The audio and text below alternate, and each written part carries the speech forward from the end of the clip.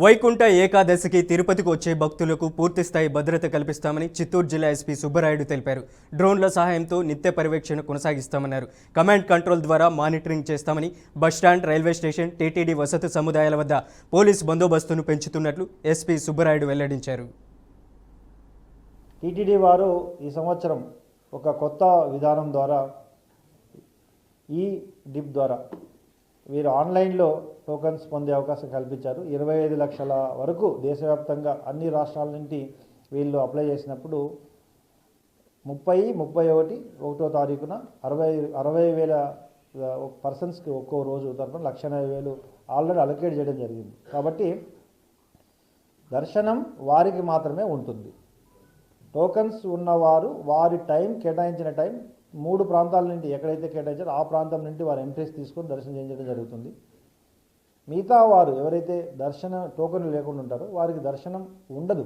కాబట్టి వారు తిరుమలకు ఒకవేళ వచ్చినా అక్కడ దర్శనం ఉండకపోవడం వల్ల ఇబ్బంది పడడం జరుగుతుంది. సో కాబట్టి మీడియా మరియు అందరి కూడా ద్వారా నేను తెలియజేయడం, టోకన్లు లేకుండా వచ్చి ఇబ్బంది పడకుండా ఉండాలని నేను మిమ్మల్ని అందరినీ కూడా కోరుకుంటున్నాను.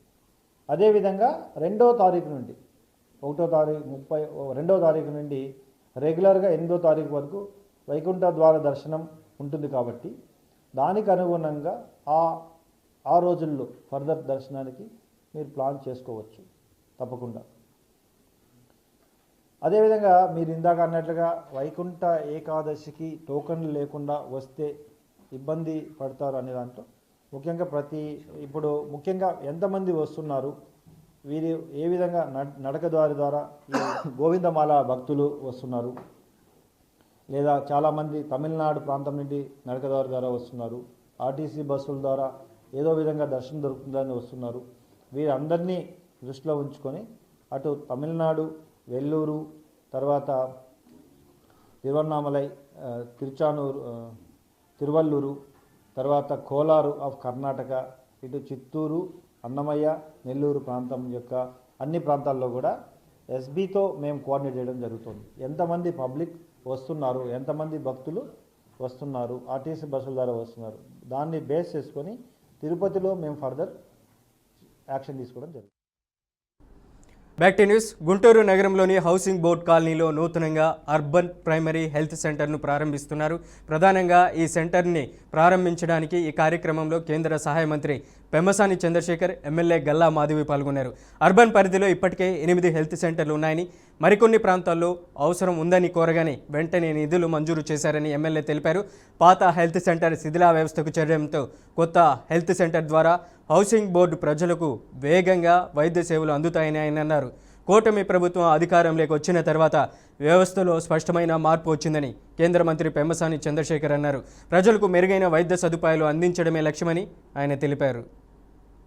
కూటమి ప్రభుత్వం వచ్చిన తర్వాత వ్యవస్థలో ఉన్నటువంటి అందరు వ్యక్తులు ఎవరికి తోచిన విధంగా వారు అభివృద్ధిలో ఏ విధంగా భాగస్వాములు అవుతున్నారు అనే దానికి ఈరోజు జరిగినటువంటి అర్బన్ ప్రైమరీ హెల్త్ సెంటర్ శంకుస్థాపనే ఒక నిదర్శనం. ఎందుకంటే ఇప్పుడు మేడం గారు చెప్పినట్టు గల్లా మాధవి గారు, అప్పారావు గారు ఈ విషయంలో తీసుకురావటం, దాన్ని తను రిపీటెడ్గా తీసుకొని రాష్ట్రంలో ఉన్నటువంటి వైద్య శాఖకి తీసుకువెళ్ళటం, కృష్ణబాబు గారితో కానీ సత్యకుమార్ యాదవ్ గారితో కానీ మాట్లాడటం, ఇదంతా ఒక ఎస్టిమేట్ చేయించటం. మనకు ఆల్రెడీ 8 ప్రైమరీ హెల్త్ సెంటర్స్ ఉన్నాయి, కొత్తది 9థది తీసుకొస్తే ఈ చుట్టుపక్కల ప్రాంతంలో ఉన్నటువంటి వాళ్ళందరికీ ఇమీడియట్గా హెల్త్ దొరుకుతుంది. అదేవిధంగా ఇవి స్ట్రెంగ్తన్ అయితే గుంటూరు జనరల్ హాస్పిటల్ మీద కూడా భారం తగ్గుతుంది.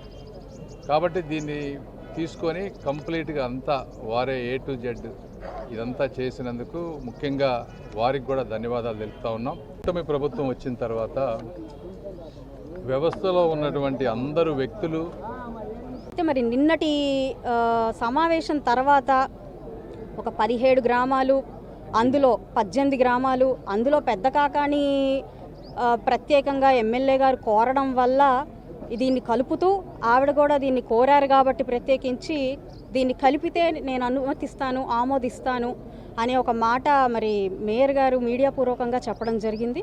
అయితే ఈరోజు నేను చెప్తున్నానండి, అది 11 గ్రామాల 18 గ్రామాల లేకపోతే ఏ గ్రామం కలుపుతున్నారు, ఏ గ్రామాన్ని ఇందులో నుంచి తీసి వేస్తున్నారు అనే ఒక ఆలోచన కానివ్వండి, దాని పట్ల ఒక స్పష్టత కానివ్వండి, లేదా దాని మీద ఎట్లాంటి వ్యక్తిగత అభిప్రాయం కానివ్వండి నాకు లేదు. ఎందుకంటే గుంటూరు పశ్చిమ నియోజకవర్గం ఇప్పటికీ ఒక 10 సంవత్సరాల నుంచి కూడా ఒక సరైన నాయకత్వాన్ని లేకుండా మౌలిక వసతుల సదుపాయంలో కూడా ఇంకా పోరాడుతున్న పరిస్థితుల్లో ఉంది. కూటమి ప్రభుత్వం ఏర్పడిన తర్వాత మేము ఎమ్మెల్యేలుగా మరి మా గౌరవ ఎంపీ గారు, కేంద్ర మంత్రి వర్యులు పెమ్మసాని చంద్రశేఖర్ గారి యొక్క సహాయ సహకారంతో, పూర్తి సహాయ సహకారాలతో ఈరోజు ఏమాత్రం అభివృద్ధి జరుగుతున్నా కూటమి ప్రభుత్వం ఏర్పడిన తర్వాత జరుగుతున్న